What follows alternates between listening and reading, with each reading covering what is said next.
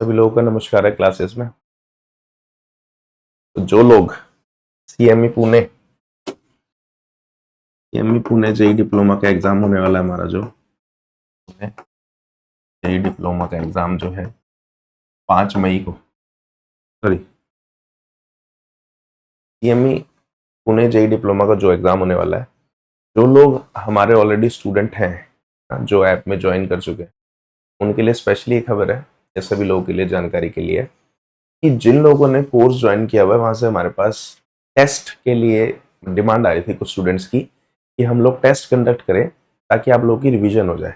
तो उसके लिए आप सभी को मैं एक बात बता देता हूँ कि हमारी जो है कंप्लीट टेस्ट सीरीज लॉन्च हो चुकी है। ठीक है, आपको ऐप में मिल जाएगी, आज या कल अपलोड होने वाली है, वो रेडी है सब कुछ। और उसके अंदर आपको क्या मिलेंगे, जैसे आप सब्जेक्ट वाइज अभी वीडियोज और नोट्स नोट्स देखते हो, ऐसे ही सब्जेक्ट वाइज टेस्ट होंगे। ठीक है, उसमें टेस्ट 1, टेस्ट 2, टेस्ट 3। और उसके अंदर जब आप एक टेस्ट में जाते हैं तो वो जो टेस्ट है वो टॉपिक वाइज टेस्ट है, मिक्स नहीं है। जैसे सपोज कोई एक टॉपिक आप पढ़ रहे हैं, जैसे हाइब्रिडाइजेशन एक टॉपिक है, तो उसका प्रॉपर एक टेस्ट होगा जिसमें करीब करीब 50-60 क्वेश्चन होंगे उससे रिलेटेड। वो टॉपिक टू टॉपिक वेरी करेगा, जो छोटा टॉपिक है उसमें कम क्वेश्चन है, जो सबसे बड़ा टॉपिक है उसमें 150 क्वेश्चन भी है एक टॉपिक में। और वो जितने भी एमसीक्यूज हैं वो कुछ ऐसे डिजाइंड है कि आप ये समझे कि जब आपने अगर वो एमसीक्यू सारे अटेम्प्ट कर लिए, आप ये समझे आपने पूरा सिलेबस कंप्लीट कर लिया अपना। ठीक है, एमसीक्यूज जितने भी क्वेश्चन टेस्ट सीरीज में ऐप पे जो क्वेश्चन अवेलेबल है, आप उसका मतलब ये समझे आपने पूरा सिलेबस कर लिया। तो सभी लोग उसको रिवाइज जरूर करें, लेकिन ये उनके लिए जो अपना सिलेबस कंप्लीट कर चुके हैं। जिन लोगों का सिलेबस अभी कंप्लीट नहीं हुआ वो टेस्ट सीरीज में ना जाइए, मैं अभी एडवाइस दे रहा हूँ एक सभी को। ठीक है, जिनका सिलेबस खत्म हो जाए उसके बाद आप टेस्ट सीरीज को अटेम्प्ट करें, उससे पहले टेस्ट सीरीज को अटेम्प्ट ना करें। ठीक है, और जब आप टेस्ट को अटेम्प्ट करेंगे तो आपको वहीं पे आपका रिजल्ट आ जाता है तुरंत। जैसे एमसीक्यू टाइप है, वहीं पे आपका रिजल्ट आ जाएगा। प्रॉपर टाइम फ्रेम में एग्जाम चलता है, और प्रॉपर टाइम फ्रेम में एग्जाम चल रहा होगा, और रैंक भी आएगी आपकी। जितने भी लोग हमारे साथ ज्वाइन है उनमें आपकी कितनी रैंक है। ठीक है, तो बहुत इंपॉर्टेंट चीज़ है, हम लेके आए हैं। बाकी चलो अब डिस्कस करते हैं आगे, हम क्वेश्चन शुरू। अब आज हम जो है टॉपिक एटम्स एंड मॉलिक्यूल्स के कुछ टेस्ट सीरीज तो आपको ऐप में अलग से मिल ही जाएगी। बाकी हम कुछ क्वेश्चंस लेके आए हैं आपको एमसीक्यू की फॉर्म में, जस्ट एक क्विक रिवीजन के लिए ना। ये आपको सभी टॉपिक्स के लिए वीडियो ऐप में भी मिल जाएगी। मैं सभी टॉपिक्स के हम एमसीक्यू वीडियोस में भी करेंगे अब। ठीक है, लेकिन ये सब चीज़ें आपको तब करनी है जब आपका सिलेबस खत्म हो जाए। मैंने आपको पहले ही बताया, ऐप के अंदर प्रायोरिटी वाइज चीज़ें सेट है। जो चीज़ पहले लिखी है आपको पहले वर्क वही करनी है, इसीलिए वो पहले लिखी है। फिर नीचे आना है, फिर नीचे आना है, फिर नीचे आना है, जहां तक जा पाओ ऊपर से नीचे की तरफ शुरुआत करनी है। ठीक है, तो आज हम एटम एंड मॉलिक्यूल टॉपिक के एमसीक्यूज करते हैं। चलो, पहला question, what is an atom? Atom क्या होता है? तो एटम के 4 ऑप्शन है। स्मॉलेस्ट पार्टिकल ऑफ कंपाउंड नहीं, अ ग्रुप ऑफ मॉलिक्यूल नहीं, अ चार्ज पार्टिकल नहीं। तो एटम क्या होता है? It is the smallest particle of atom या मैटर या एलिमेंट। ये सबसे छोटा पार्टिकल होता है किसका? मैटर का। ठीक है, next, which of the following is an example of naturally occurring atom? इन सब में से एक ऐसा, देखो नेचुरली अकरिंग तो सारे ही होते हैं, है ना। अगर ये नेचुरली नहीं भी होता, सिर्फ एटम होता तब भी क्वेश्चन ठीक था, लेकिन आपको ये पता होना चाहिए कि क्वेश्चन इसीलिए स्पेशली डिजाइंड है। एक एक चीज क्लियर हो जाएगी आपको क्वेश्चन करके। तो नेचुरली अकरिंग क्यों लिखा है? क्योंकि एटम होता ही नेचुरली अकरिंग है। तो क्या H2O है? एटम नहीं, ये क्या है? मॉलिक्यूल है। तो जब भी आप लोग एमसीक्यू अटेम्प्ट करते हैं तो आपको ना सिर्फ सही आंसर नहीं ढूंढना, आपको जो गलत है वो क्यों गलत है ये भी पता होना चाहिए, ध्यान रखेंगे। ये क्यों नहीं हो सकता? क्योंकि ये भी मॉलिक्यूल है, it is not an atom. Ammonia NH3 is a molecule, it is not an atom. Hydrogen is an atom, क्यों? क्योंकि ये सिंगल एटम है। ठीक है, तो जो भी सिंगल एटम होगा वो क्या होगा? एटम। जो भी सिंगल एटम होता है या अकेला होता है जो, वो एटम होता है। ठीक है, नेक्स्ट क्वेश्चन।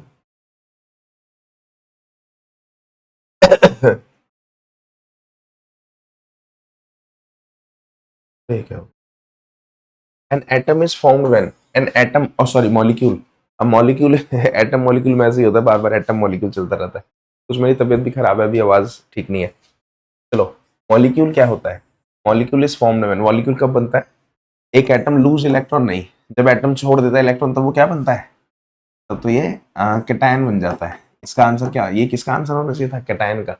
जब भी कोई एटम इलेक्ट्रॉन को छोड़ देता है तो उसमें होता क्या है कि नेगेटिव इलेक्ट्रॉन कम हो जाते हैं, पॉजिटिव प्रोटॉन ज्यादा हो जाते हैं, इसीलिए वो पॉजिटिव हो जाता है। एटम गेन सा प्रोटॉन नहीं, अगर ये प्रोटॉन तो हो ही नहीं सकता, प्रोटॉन तो कभी ना तो गेन होता है ना लॉस होता है। देखो ऐसे जब आप एमसीक्यू को करते हैं ना तब आपको बहुत क्लियरिटी हो जाती है कि आंसर क्यों सही नहीं है। एटम गेन सा प्रोटॉन, क्या एटम कभी प्रोटॉन को गेन कर सकता है, नहीं हो सकता। अगर ये प्रोटॉन की जगह इलेक्ट्रॉन होता तब तो हम कुछ सोचते भी, क्योंकि प्रोटॉन कभी भी एटम से ना जाता है ना आता है। कौन आता जाता है, इलेक्ट्रॉन मूव करता है सिर्फ, ठीक है। तो ये तो ऑप्शन किसी भी आंसर, किसी भी क्वेश्चन का आंसर हो ही नहीं सकता। ये तो न्यूक्लियस स्प्लिट होता है, नहीं न्यूक्लियस स्प्लिट न्यूक्लियस स्प्लिट होने से क्या होता है, न्यूक्लियर एनर्जी क्रिएट होती है ना। तो वो इस टॉपिक में है ही नहीं, वो तो बिल्कुल ही डिफरेंट टॉपिक है हमारा। टू और मोर एटम्स कंबाइन टुगेदर, जब दो या दो से ज्यादा एटम्स जुड़ जाते हैं। अच्छा, कुछ लोगों को शायद लग रहा होगा कि आंसर्स मार्क क्यों कर रखे हैं।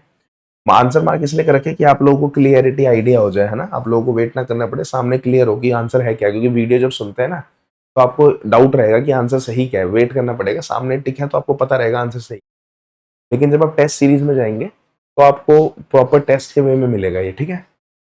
चलो, molecule, which of the following is an example of a molecule. तो मॉलिक्यूल क्या होता है, देखो एटम मैंने बताया था, एटम क्या होता है, अकेला होता है, HOCl, HE। देखो जब भी दो वर्ड्स होते हैं ना तो एक कैपिटल और एक स्मॉल, तो ये एक है मतलब, और अगर दोनों कैपिटल है मतलब ये अलग अलग है, याद रखना। जब अलग दोनों नाम कैपिटल हो मतलब वो दो एटम है अलग अलग, लेकिन अगर एक कैपिटल एक स्मॉल है मतलब वो एक ही एटम के दो नाम होते हैं। ये मैंने बताया हुआ आपको एटम के नेम्स। तो मॉलिक्यूल, अच्छा मॉलिक्यूल क्या होता है, जो एक से ज्यादा हो, जैसे CO हो गया, CO2 हो गया, H2O हो गया, NH3 आ गया। बेसिकली जिसमें दो कैपिटल लेटर होंगे वो मॉलिक्यूल होगा, ठीक है। दो कैपिटल लेटर ये समझ लो, या दो से ज्यादा एटम जब जुड़ जाते हैं वो मॉलिक्यूल हो जाता है। तो ये हाइड्रोजन, कार्बन और नाइट्रोजन नहीं है, क्योंकि ये क्या है, ये एटम है, they are not molecules, they are atoms, ठीक है। नेक्स्ट क्वेश्चन,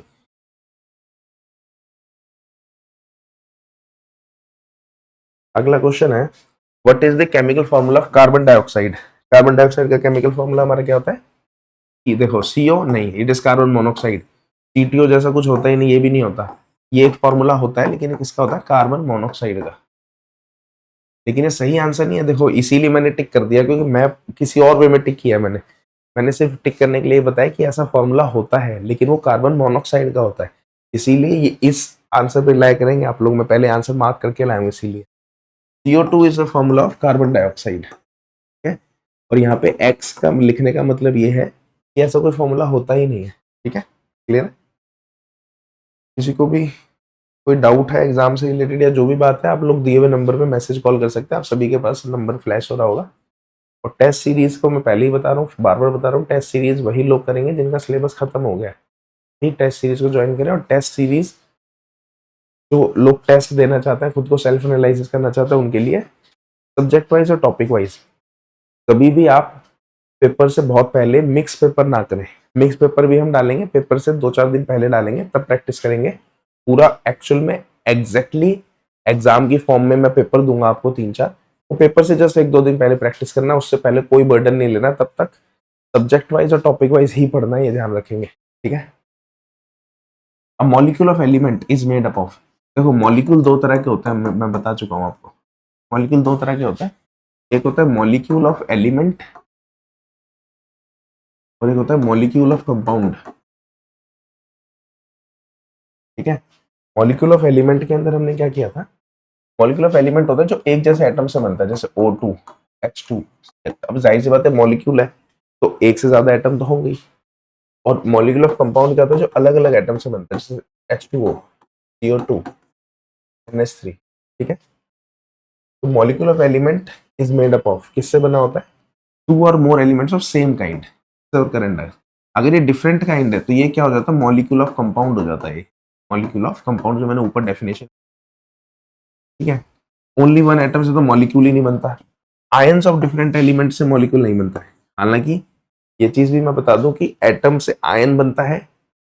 अच्छा, आयंस ऑफ सेम एलिमेंट अगर होता तब भी ये हो सकता था, क्योंकि देखो एटम से जब मॉलिक्यूल बनता है ना तो एटम से डायरेक्ट मॉलिक्यूल कभी नहीं बनता, इसके बीच में एक स्टेज आती है आयन, है ना। तो आयंस ऑफ डिफरेंट एलिमेंट, अगर ये ऑप्शन भी है तो देखो इसका आंसर तो हो सकता था, पता है किसका, ये जो है इसका आंसर तो हो सकता था फिर भी मॉलिक्यूल ऑफ कंपाउंड का, क्योंकि उसमें भी आयन होते हैं अलग अलग तरह के, लेकिन सेम एलिमेंट नहीं है ये। सेम एलिमेंट होगा तभी वो मॉलिक्यूल ऑफ एलिमेंट कहलाता है, ठीक है। Next question,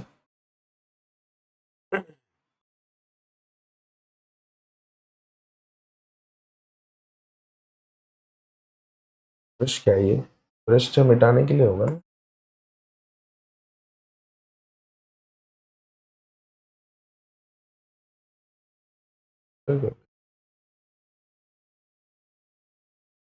which of the following is a molecule of an element.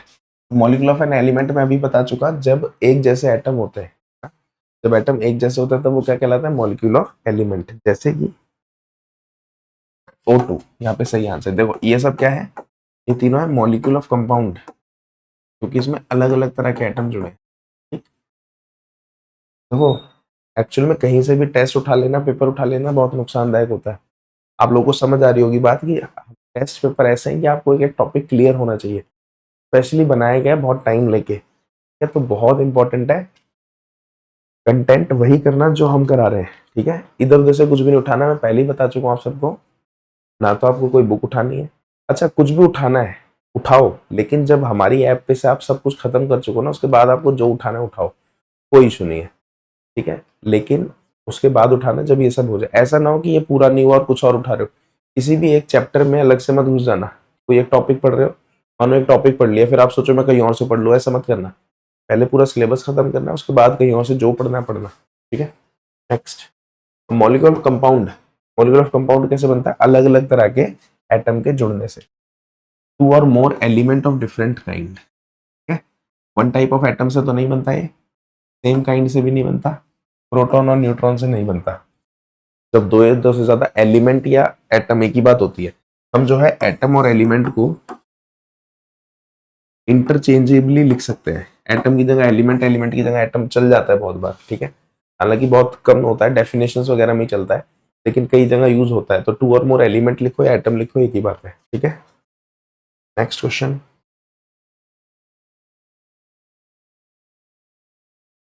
Next question is which of the following is a molecule of a compound. Molecule of compound क्या हो गया, NH3, जिसमें अलग अलग तरह के एटम जुड़ेंगे। विच of the following is not a molecule of element. यहां से समझेंगे नॉट लिखा है, यानी मॉलिक्यूल ऑफ एलिमेंट ये भी है, ये भी है, ये भी है, लेकिन ये है जो मॉलिक्यूल ऑफ एलिमेंट नहीं है, तो इसने नहीं वाला ऑप्शन पूछा है। तो MCQ में ये भी ध्यान रखना है कि क्या पूछा है, हाँ वाला या ना वाला, ठीक है। इस तरह का क्वेश्चन आता है ना तो बहुत फंस जाते हैं। बाकी जिन लोगों ने हमारी ऐप डाउनलोड नहीं करी है उनको मैं बता दूं, हमारी प्ले स्टोर पे ऐप अवेलेबल है, आपको दिख भी रहा होगा नाम वगैरह, प्ले स्टोर डाउनलोड कर सकते हैं। आईफोन वाले एंड्रॉयड फोन वाले दोनों डाउनलोड कर सकते हैं। किसी को भी कोई इशू हो तो आप दिए हुए नंबर पे मैसेज कर देना। ऐप डाउनलोड करने में एग्जाम से रिलेटेड कोई भी इंफॉर्मेशन पूछनी है आप बेझिझक पूछ सकते हैं, ठीक है।